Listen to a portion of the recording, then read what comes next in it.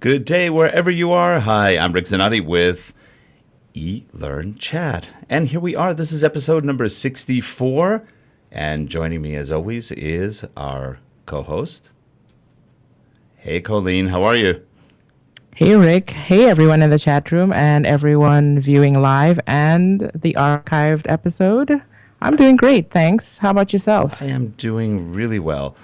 Anyway, here we are. It is episode 65, I think. 65. Mm-hmm. You're getting up there in number. Yeah, we are. We're getting old. We're getting closer to centenarians. Centenarians. Yeah. Oh, that's so sad.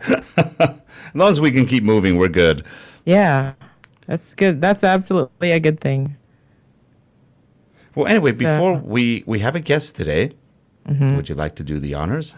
Absolutely. And, in the last couple of weeks, we've been doing quite a bit of software demos. And so to change things up a bit today, joining Rick and I is Mike Taylor. And if you're on Twitter, you'll know Mike as his Twitter handle is at TMikeT. And Mike blogs as well. You can find him at tmiket.wordpress.com. Mike works at the Battelle Memorial Institute in the Corporate Information Security Group, and he designs and implements learning solutions. Today, he's joining us well-equipped with business acumen and workplace performance skills in the form of an MBA and a Master's in Educational Technology to discuss why, as learning professionals, we should make connections and get the hell out of the way. So, Mike, tell us what you mean by that. Hi, Mike. Hi. Yeah, well, I think I have all these thoughts around sort of holistic views and really we're not in the training course business, so we're not in the business of building courses. That's a lot of lead time and, sort of there's a bottleneck in the center there. So we gather this big bunch of information from subject matter experts and SMEs and all that kind of stuff. And we do some filtering and formatting and publishing, and it sort of comes out the other end of that bottleneck. And I think if we take a more holistic, high-level view of we're in the business of performance instead of in the business of building courses, facilitating some of the conversations directly, so just bringing some awareness to who the experts are and even the value in the learners or the people doing the work, knowing that each other exists and having conversation among themselves of things that we as designers would never even have the insight to think of putting in a course anyway. And I think there's a lot of value that can be gained from facilitating those kind of connections. So when you say connections, you're talking about kind of the network between the people and who they know, what they're trying to do, and then really kind of letting them do it? So you can never guarantee that kind of stuff. So I always like to say we're trying to increase the probability of that stuff. So we're trying to pull the odds into our favor. So for instance, one of the things this big pet peeve of mine, whether it's an email from some sort of support group or it's a course, you get the emails, do not reply to this email because, nobody's going to answer it. Well, we should get out of that sort of mode. Same thing with a course. So an e-learning course and whatever the topic is, it's very rare that you nail that 100%. No gray areas, no questions from anybody. But then there's this course and there's no channel for questions or communications or where do I find more. It's just sort of this course on an island out there that if it's not in there, you sort of hit a dead end. It's interesting you bring that up because a lot of people think that, and they've been saying this for years, actually way too many years, that e-learning will get rid of stand-up training.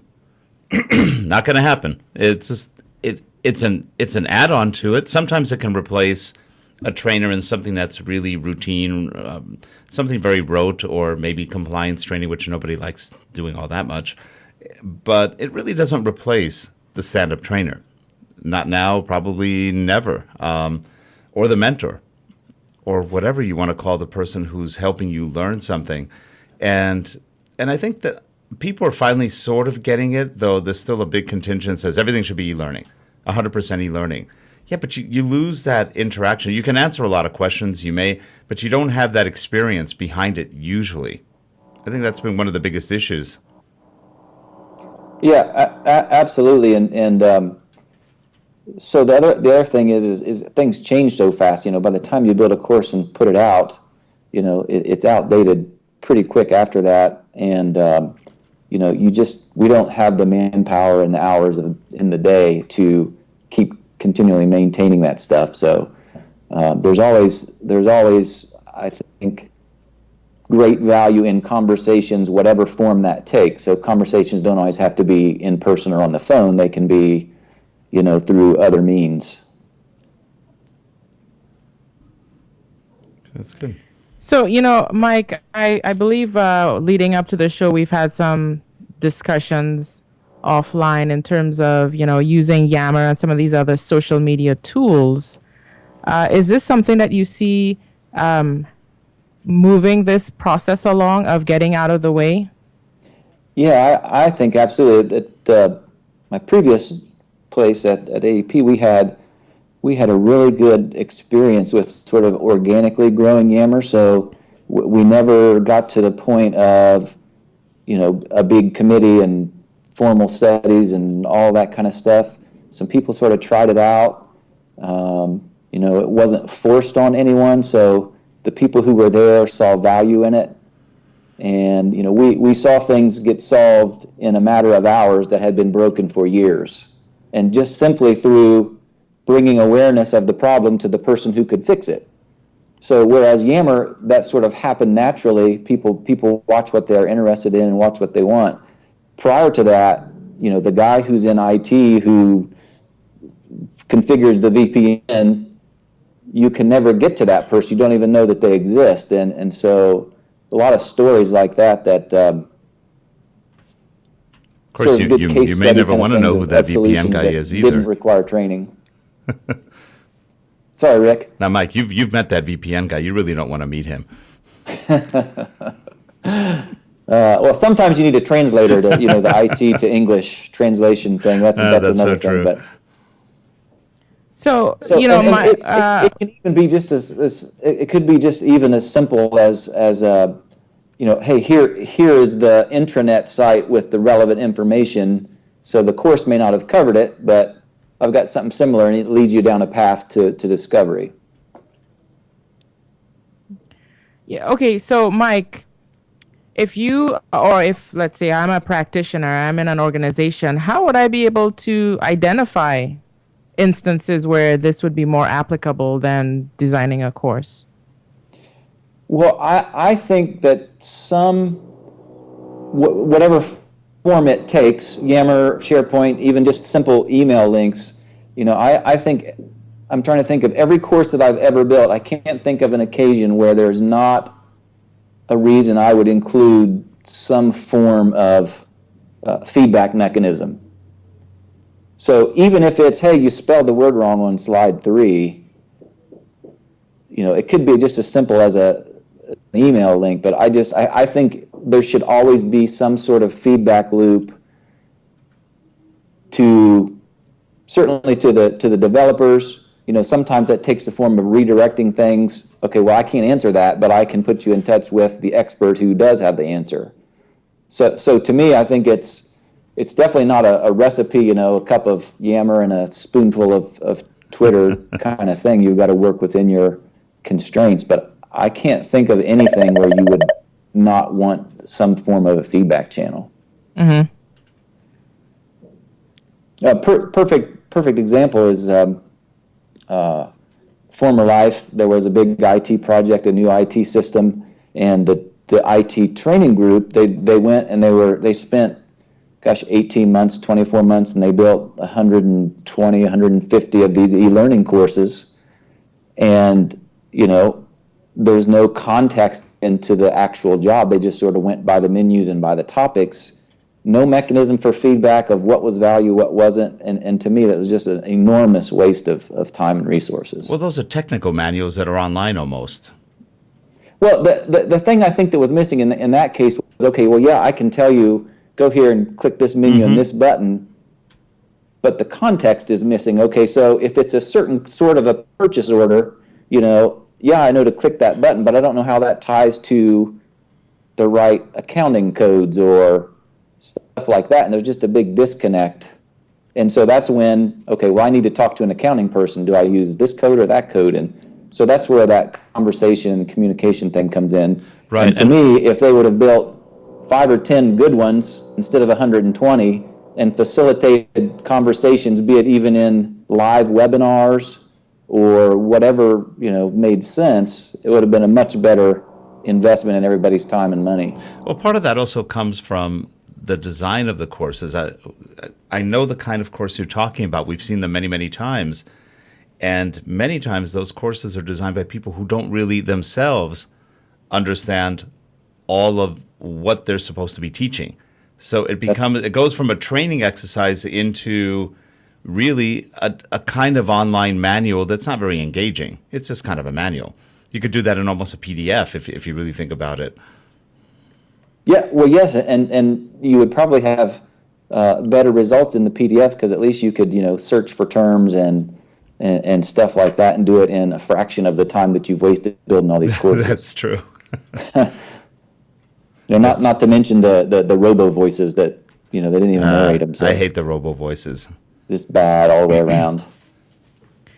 So in your experience, has this been something that's been difficult to sell to the organization that you're a part of at that time? Or has it been really something easy for you to facilitate and get buy-in from your sponsors or other members of the team on the project? I've been very fortunate to work for people who really sort of get it and understand. I don't know how much of that has been my being able to translate it and how much of them just sort of already being there. But, we really have to speak their language. So, what are they trying to achieve? This is back to that sort of that holistic view. So what is the business problem? So we're trying to reduce errors. We're trying to increase revenue and, putting stuff in that context and thinking of whatever our efforts are in terms of being an investment instead of a cost. Mm-hmm. So if we do this, it's going to cost $10,000, but we're going to earn back through those business goals, and I think if you see that you put in a little bit and you get more than that back, that helps. I think a lot of times we don't get beyond sort of order takers. So somebody comes to you and they already have a predefined solution. Hey, we need a training course. And, that's really not where we as a profession want to live. And I think that whatever that percentage is, I think it's a lot higher than probably where it should be. Mm-hmm. Now, Mike, one of the things I find interesting is when you mentioned the organic nature of how once, let's say, a connection is established, what happens to that?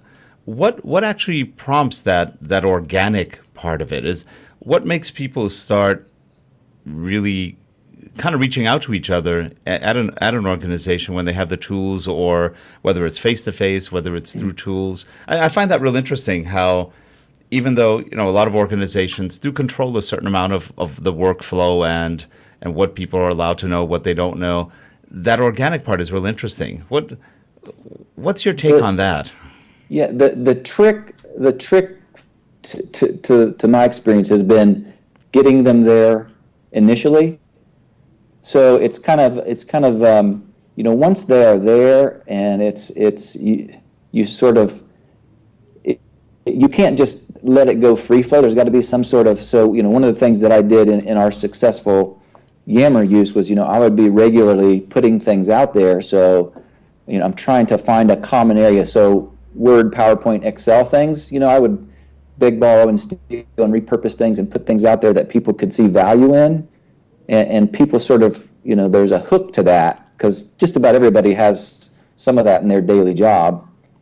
And, when you can kind of set off the light bulbs of, well, if you can use it for that, then I could use it for, this group or this project or, so I think the challenge is getting them there initially to see the value. And then once they see the value, their creativity is of how they can apply it is much more than I could ever even think of. So and it takes time. It's not a fast thing. We started off very small, and one of the things that helped us was we had a high-level vice president who he jumped in and started using that as a means to have conversations across the whole broad geographic area, and that was a huge boost, because when somebody like that gets in, that really drives, people want to go there to see it. Oh, that's interesting. Colleen, any comments in the chat room? Any questions? No, I don't see any questions right now. I think they're just absorbing everything that's going on, and I haven't seen any activity with our hashtag either. So I think we can just keep moving forward with the conversation. Let's move forward, and in the meantime, let's talk since we're talking. Everybody to sleep here, I think. Let's do a little quick thing. We're talking about people and organic. Let's talk about a little bit of artwork and what you can use in your project. So here's our little sponsor this is Brian Jones at eLearningArt. Here we go. Hi, I'm Rick Zanotti. I'm a professional developer, and I need people.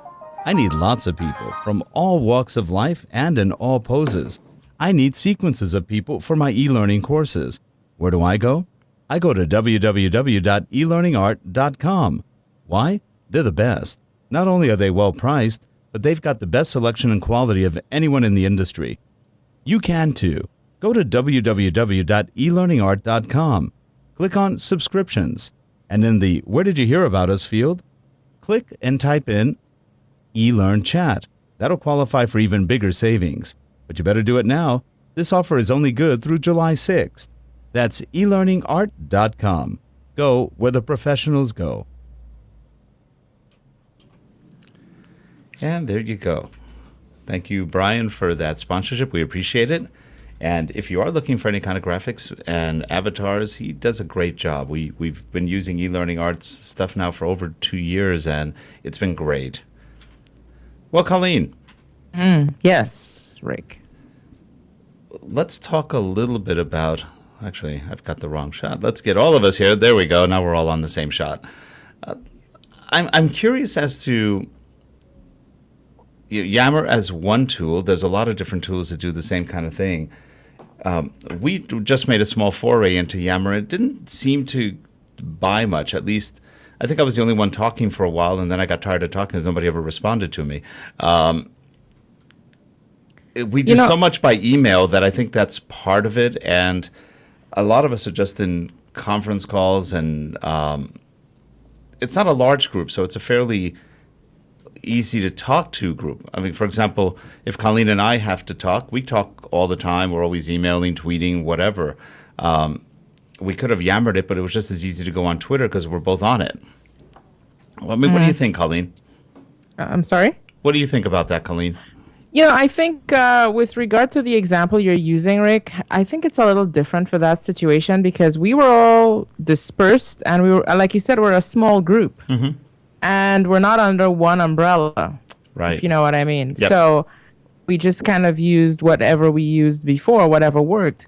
I believe if we're in an organization that supports the use of Yammer or Chatter or whatever other social tool that's out there and encourages it, that the momentum could build. Like Mike said, you have to start small, and you have to start showing value early enough so that people will want to get involved. And I think how people get involved, or how they want to get involved, or the value for them is obviously in solving some problem or some need that they have. And if we can do that through those tools, then we'll get more and more buy-in from people, and more people will want to use it and contribute to it, and then, of course, eventually lead to the success of it.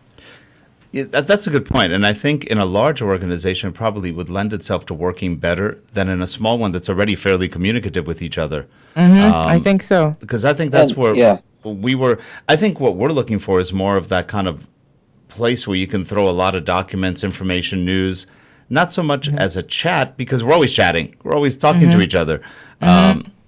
So, for example, like a Dropbox or something would work better for us, because when we exchange our projects and our project documentation and stuff, that's really all we need, because we can take our conversations to Twitter or wherever or a text message or something, and that's been working for us. And I think the key here is also understanding that if it's not broken, then you don't need to fix it. So if that works for our group, we don't really need to think about using another tool. But if there's no tool involved, then something like a Yammer or a Chatter or another social business social tool would work in that case. Yeah, and don't get me wrong. I thought Yammer was actually pretty cool. I was hoping it would work better. It's just that I think for the nature of our group, which again, like we talked about, is very fluid and very communicative anyway, it added an extra step that you kind of had to force people into going there where they go, why do I have to go there when I'm already talking to you in 2 other places? Sure. Yeah. And then, of course, the login and all of that, you know. Yeah, that's one of the things that's sort of a danger. So kind of 2 points there is, I would never call it social in a enterprise, in a corporation, because it's sort of like, okay, well, they're going to go play games on Facebook. So that's one thing. It matters what you call it. And then the other thing is it trying to avoid, yet another place to check. Right. So if it's not replacing something, it's extra, or at least it's perceived as extra. And, nobody has time for extra. I think that's what happened with us. It was considered an extra. It was an extra place you had to go versus, and for example, some of us are on our customers' same time or whatever because we work with them. So here's one. Let's add another 4th one to what we have to already communicate with. And I don't think communication was our issue. I think we were trying to disseminate more information, and it wasn't working through that venue for us. And that's a good point too. So there's a context to this. So you would never say, okay, well, everything has to be email or everything has to be Yammer. You've got to sort of have, what's the purpose, and then choose the right tool. So sometimes it's a phone call, sometimes it may be, Yammer. So you've got to sort of apply it properly, just like any tool. Yeah, that's true. And I think the key also is to add to that is to say that having the tool available is also important, because if employees have to fight, to implement or for the organization to see the value in these types of tools, then they're not going to be willing to go through jumping of the hoops. It has to be sort of a top down, bottom up, let's meet in the middle, happy kind of medium. Right. I think we need a social media tool that looks like a water cooler. It dispenses water and talks to you. Wouldn't that be kind of cool? Maybe they should put microphones and cameras on water coolers. I think that would be cool. And I think and Mike just raised this really good point, and we have to understand that it's not an absolute. It's not, okay, we're going to move from email or we're going to stop using a phone call or whatever. It's not an absolute thing and we're going to just, segue into business social or whatever the organization wants to refer to it as. It's just an addition to help make communication more effective. Right. Yeah, and there are conversations that benefit from other people participating. So if Rick and I are the only ones talking about it, but Colleen has some very valuable insight that she could add, if she never knows that we had the conversation, she obviously can't add that. Right. Unless we don't want her to know. Kevin Jones has got a fabulous video of email versus a Yammer type shared thing, and it really illustrates that. And a lot of people don't know that there is any other way besides email. And so there's some degree of education of what the possibilities are too. And of course you also have to think, for example, some organizations think we have other bigger issues to deal with, and this is not an initiative we're willing to invest in right now because there are too many unknowns. There's the security issue, the downtime, how employees are going to receive it, the training, etc. And they're thinking, well, sometimes Rick uses this expression, it's a solution for a problem that doesn't exist. So in their mind's eye, they're seeing it as a solution to a problem that in their opinion, doesn't really exist. So what we're doing is we're adding another problem to make them have a better life. Well, it sort of reminds me of, if you try to do the ROI of, this is not something you can sort of directly put on a project and do the easy ROI calculation. But at the same time, if you turn back history and, it's like, well, what's the ROI of having telephones? You probably couldn't justify that either. But I think there's some similarities between the two. And if you think about, one of the pushbacks might be cost. Organizations say, well, it's going to cost us X dollars or Y dollars to buy the licenses. For example, if you wanted to upgrade from the free version of Yammer, from their freemium version to a paid corporate version, there's a cost involved per user. Well, if you think about how often employees use their telephones on their desks, because I know when I worked in corporate America, I don't even think I dialed off my desk phone maybe more than twice. If you think about the cost of removing, the savings, of removing, desktop phones, because most employees either IM or if, you're in the same location, you'd probably walk over to the person's desk or use email, then you can argue that, bartering some of the phone resources can go toward paying for the Yammer, which would probably have more return on investment in terms of getting communication, more effectively. I can totally see that. I mean, how many people don't have home telephones anymore? That's true, a lot. I heard So, somewhere it's I like could 40%. totally see that happening, yeah. And I think I read somewhere recently it was either 40 or 50% that now have gotten rid of their regular phones because it's all on cell phone. Yep. Right. Interesting. Yeah. So, with there's a people comment being in the more chat mobile- room. Jeff is saying that if the tools are good, people will use it. So, we have to keep that in mind. I remember, Rick, when we had Allison from Yammer on, that we discussed, their approach to training new folks in organizations on how to use the tool. You have to, show them, in addition to getting them to use the tool, you also have to show them how to use the tool. And there's that learning curve as well. That's true. I mean, it's fairly easy, but you're right. There is a learning curve. Yeah. And ease of use is a big factor because, if you can't figure it out in short order, nobody's coming back. No, and some of the initial tools that did this were very complex, so nobody used them. I mean, going back to Colleen's phone analogy, many of us have phones with a lot of buttons on them. How many people actually know how to use more than the dialing and maybe one or two buttons? You've got 50 buttons on a phone, of which people use 3 of them. And a lot of people look at the phone and go, I don't want to touch that. What if I touch the wrong button? Right. Yeah, if I have to conference somebody in, I just say, I'm just going to have to call you back because I don't know how to do the buttons. Yeah, no, it's funny. We've had our phone system for about, 7, 8 years, and we still can't conference well half the time. It's, okay, if I accidentally drop you, it's that's just not right. Yeah, I remember at my last job, we had employee orientation, and you get all, your first day, here's your desk, here's where you sit, here's the phone, and then they give me this big fat manual on how to use the phone. I looked at it and I was like, there is no way I'm ever going to use that phone. And it just sat there, for the most part. Yeah, I have no choice. I live on the phone half the time, so I'd have to learn at least those dial buttons. Those are easy. Well, yeah, I mean, dialing is some straightforward. small fraction of what's possible, I'm sure. Yeah. That's interesting. So at the organization you're at, I know the purpose of this conversation is not to focus on what you're doing at your job, but are they pretty much open to using the social tools, business social tools? Well, like I told Rick here earlier, I've only been here about 5 or 6 weeks. I've just managed to find my way to the cafeteria and to the parking lot. So it's different. SharePoint with some NewsGator communities already in place. So there's some early seedlings of that kind of stuff. Well, also, you work at a technology kind of place. Researchers, they don't want to talk to themselves. So that's another issue. Yes. We have some of the... I was an engineering major. I know that. So.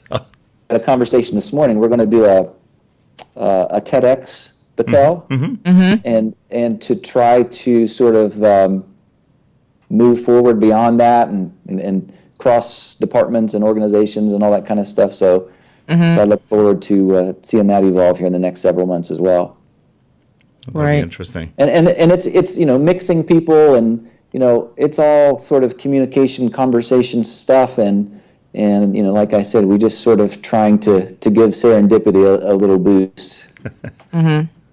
I actually really do like the concept of of the organic. I think that's real interesting, and that's something that probably not enough people are talking about, of how groups interact, how things happen, how information is disseminated, and how companies on the whole can become more efficient with people knowing a little bit more. And absolutely, and you can't. There can't be an edict from upon high that makes that happen. No, so that's if it's true. not authentic, it really doesn't happen. Kind of like No, the I old. think- Go ahead. Sorry. No, I think some of that comes down. We've inherited that from like the industrial age and whatnot, where the management maintained a certain amount of mystery, and the workers just showed up, did what they were supposed to do, and went home. But now, because you're not a lifer in an organization anymore. You don't start at the bottom and eventually work your way up. Most people switch jobs and careers several times. Well, that's in the U.S., not necessarily overseas. Right. I mean, with that in mind, I totally forgot where I was going with that. Sorry. Well, a thing that makes me think of is, we don't need all the layers anymore, and so being able exactly. being able to find that right person in another department or another part of the company, it should be much easier than it is before. And the whole, up the chain and across and down the chain, it's bananas. Okay. So the next bumper stick we'll have to see is the beatings will continue until you become more social. Exactly. But I think the kind of to Colleen's point of you're always, well, not always, but your odds are moving around. I think the people who make themselves visible with valuable contributions, sort of in a community sense, are the people who are sought out, included on projects, which furthers your career, whether it's at your current organization or another. And so I think there is that sort of value to individuals for participating in that way. Yeah, that's a good point, because the busy person will always be busy, one way or another, whether it's mentoring somebody, teaching someone, or just handling a million projects. That person will be busy. And it's funny, those people are kind of like magnets in the corporation. People know who they are, and they want to either learn from them or just find out more about them in a lot of places. And I'm a big proponent in, the more you give, the more you get back. That's true. So there's two different kinds of busy. There's busy where I'm just doing a bunch of paperwork, I'm not really achieving anything. There's the not so good kind of busy, and there's the good kind of busy. So, I think the more you give, the more you get, and everybody gains. One of my favorite exercises is to go to any corporation and just sit in the lobby for a while. Just sit and watch people. You will always find at least 1 or 3 people walking by with a piece of paper in their hand, just walking aimlessly. And they're really socializing. This is the old social network. The paper is the excuse. I am busy. So they'll go somewhere, the paper, and then they'll come back. Paper's still in hand. That paper never leaves their hand. Yep. And it's just a fun exercise in human behavior, watching who's screwing around and what they're really doing, and you know who the social people are because you can see them with the paper walking around the offices. It's just classic. It's just sort of funny. I guess now with a lot of the technology, they don't have the paper. They may be tweeting all day long or whatever.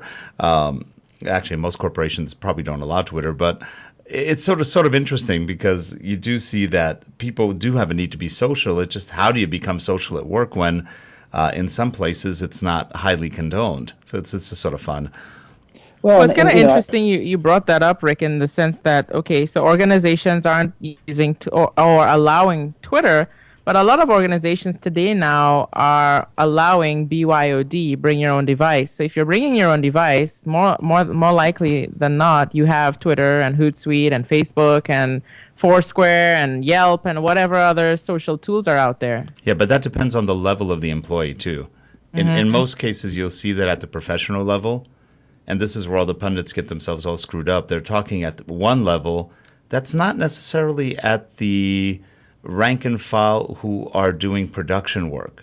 That's a different ball game in a lot of places, and it's a different, I guess, control factor, if you will, in a lot of corporations, and for a lot of good and bad reasons. There's good reasons for it. There's bad reasons for it, but believe me, if you opened up Twitter or whatever to whole companies, you'd probably have more people screwing around than actually working.